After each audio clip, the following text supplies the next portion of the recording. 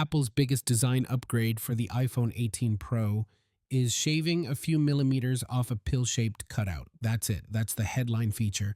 And honestly, the crazy part isn't that Apple is doing this. The crazy part is that it's going to work. They're going to sell tens of millions of these things and nobody's going to blink. But here's what nobody's talking about. The stuff happening inside this phone might actually matter, like genuinely matter. And there's one camera feature coming that could change how every photo you take looks. We need to talk about it. So the iPhone 18 Pro and Pro Max are landing this September, and for the first time ever, Apple is breaking its launch schedule.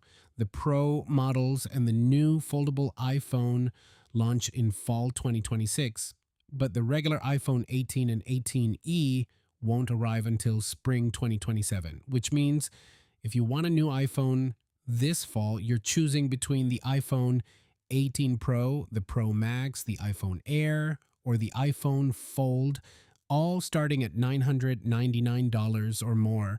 No budget option, no middle ground. So the question becomes, is the iPhone 18 Pro Max actually worth it, or is Apple just rearranging deck chairs on a very expensive yacht?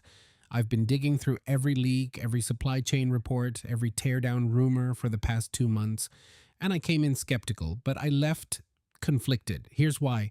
Okay, let's start with the design, because this is where Apple is truly performing magic. Not on the phone, on us. The dynamic island is getting smaller. The cutout reportedly comes in at just 13.49 millimeters wide, down from 20.76 on the iPhone 17 Pro. That's roughly a 35% reduction. And how are they doing it? Apple is apparently moving the Face ID flood illuminator under the display, which frees up space on the left side of the pill-shaped cutout. And that's kind of it for the front. The bezels stay the same, the overall front design stays the same, and the back apparently isn't getting a makeover either. Here's what's wild though. A Phone Arena poll found over 70% of readers don't feel the iPhone 18 Pro needs a major redesign. Apple absolutely knows that, which is exactly why it can treat a slightly smaller pill cutout as the headline design change for its $1,000 plus phone. Meanwhile, nearly every Android flagship has been rocking simple punch hole cameras for years. The dynamic island was clever when it launched in 2022, but Apple is still working on shrinking it in 2026, while competitors moved past this problem ages ago. But, and I need to be fair here, Apple turned a technical limitation into a feature people actually enjoy using: notifications, timers, music controls. It made the cutout feel intentional rather than like a compromise. So when they shrink it, the company gets to position that as a generous upgrade instead of playing catch up, which is kind of genius, annoying, but genius. Now the back, the iPhone 17 Pro's colors were a big hit, but one design decision has been polarizing: the two-tone rear glass and aluminum. Apple plans to address that with the iPhone 18 Pro. A leaker says the iPhone 18 Pro series features a redesigned back glass that minimizes color difference between the glass and the aluminum back panel, a seamless, unified look.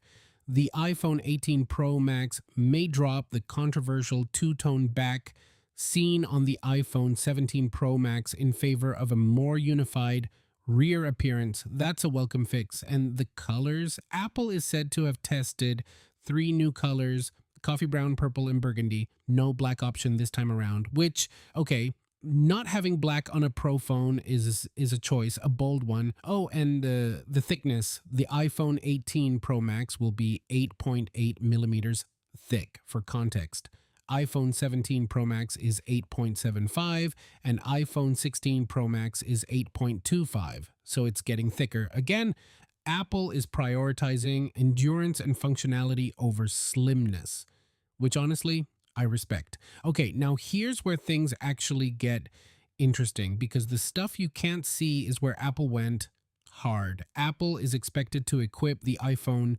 18 Pro Max with its first 2 nanometer A20 Pro chip, marking a major leap in both performance and power efficiency compared with the A19 Pro. And to put that in perspective, the current iPhone 17 runs on the A19 based on 3 nanometer technology.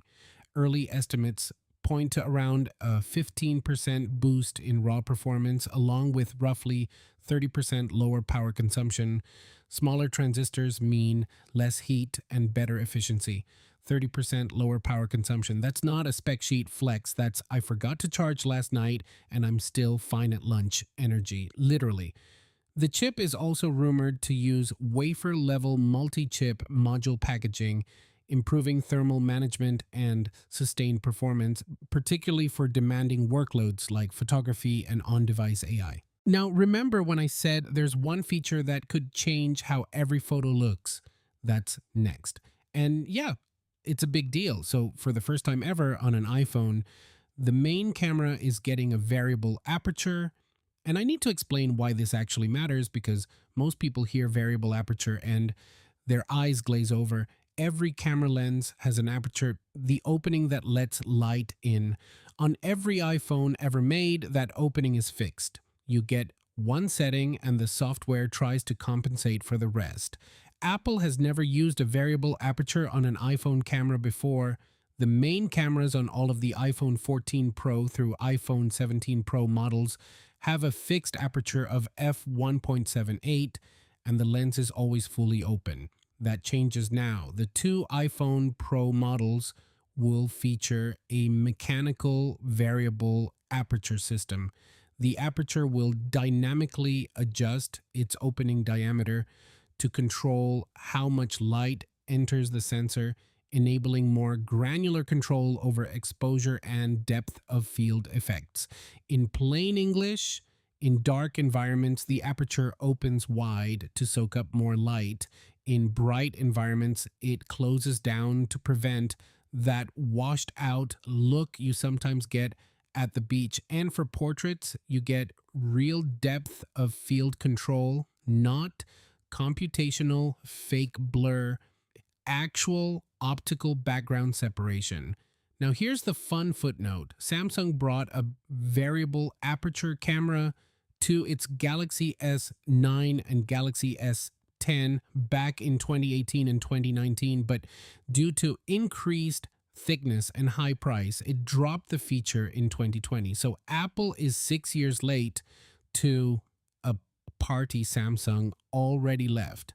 But if Apple nails the execution, and they usually do, nobody's going to remember Samsung got there first. That's just how this works. At least one of the iPhone 18 Pro models could also feature a new 3-layer stacked image sensor developed by Samsung, which would make the camera more responsive and cut down on noise, increase dynamic range, and more.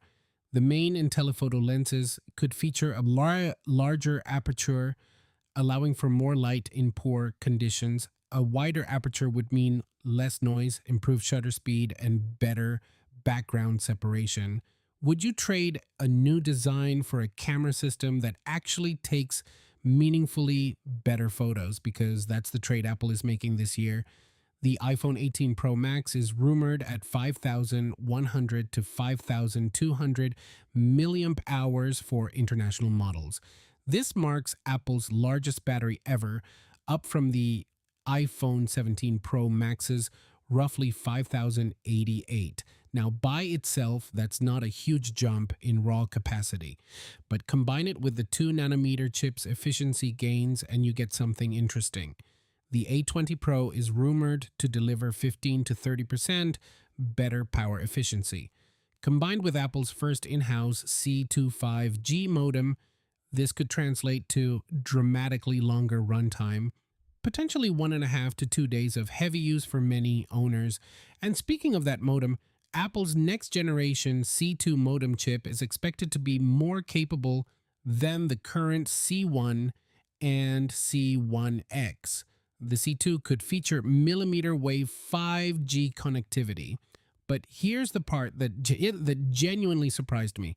Apple's C2 modem could add support for 5G satellite connectivity using NRNTN New radio non-terrestrial networks. This could allow the iPhone 18 Pro models to offer full internet access over satellite when standard networks are unavailable.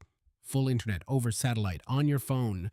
That's not a spec. That's I'm hiking in the middle of nowhere and I can still pull up Google Maps level useful. One trade-off though, with a larger battery, the iPhone 18 Pro Max is rumored to tip the scales at over 240 grams, potentially making it the heaviest iPhone ever. The extra heft suggests Apple is prioritizing battery life and performance over keeping the Pro Max ultralight.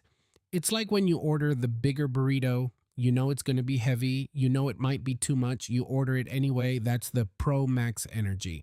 Okay, so here's the strategic curveball nobody's talking about enough. Apple is deviating from its standard iPhone launch process. Instead of introducing 4 new iPhones in September, the lineup will come out across fall 2026 and spring 2027. The Pro and Pro Max launch in September, as usual, alongside the first foldable iPhone. Apple's 3 most expensive iPhones arrive in the fall: the 18 Pro, 18 Pro Max, and the iPhone Fold, which could be upwards of $2,000.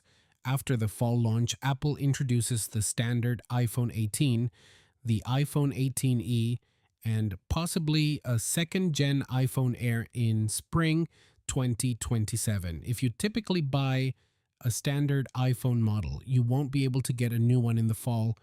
Think about what that means. This is a big departure for Apple, and it means the new iPhones in September 2026 will all have price tags of $999 or more. Apple is basically saying, if you want new this fall, you're paying premium, no exceptions. Apple analyst Ming-Chi Kuo does not believe Apple will raise the price of the iPhone 18 Pro models, with the company instead absorbing the added memory costs to gain market share. So at least there's that. Pricing is projected to hold steady at $1099 for the iPhone 18 Pro and $1199 for the Pro Max. So here's my honest take. Most people picking up the iPhone 18 Pro will be coming from an iPhone 15 Pro or older, and for them, the jump will feel huge regardless of whether the dynamic island lost a few millimeters, and that's the group Apple is targeting. If you're on an iPhone 17 Pro, honestly, stay put. The variable aperture is cool. The 2 nanometer chip is a meaningful efficiency leap, but you're not going to wake up tomorrow and suddenly hate your current phone because this one exists. But if you're coming from a 15 or older, this is a genuinely excellent upgrade. The camera system alone justifies the leap. The battery life combined with that 2 nanometer efficiency could be the first time an iPhone Pro Max legitimately lasts 2 full days. And the satellite internet thing, that's the kind of feature you don't care about until the one time you desperately need it, and then it's worth every penny. The frustrating part is that Apple has trained us to celebrate what should have been standard years ago. A smaller cutout isn't innovation, it's housekeeping. But when you're Apple, even housekeeping gets a standing ovation.